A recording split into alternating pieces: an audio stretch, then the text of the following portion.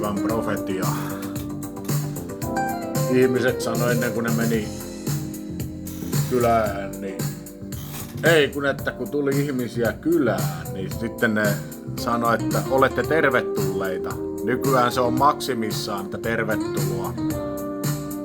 Ja onko se ollut meidän kulttuurin joku loitsu tai semmonen niinku siunaus tai semmonen, ja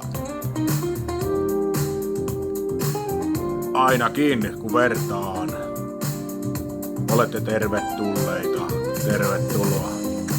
Heti puolet vähemmän tehoa ja henkeä ja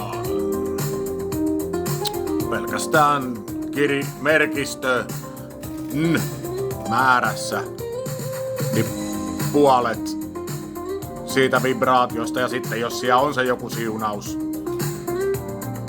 tai loitsu tai semmonen, niin sitä on paha sanoa, siitä on nimittäin niin pitkä aika, että on paha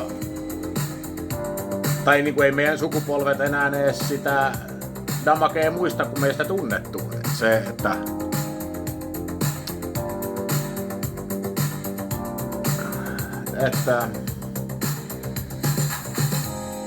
tämmöset kanavoinnit tänään.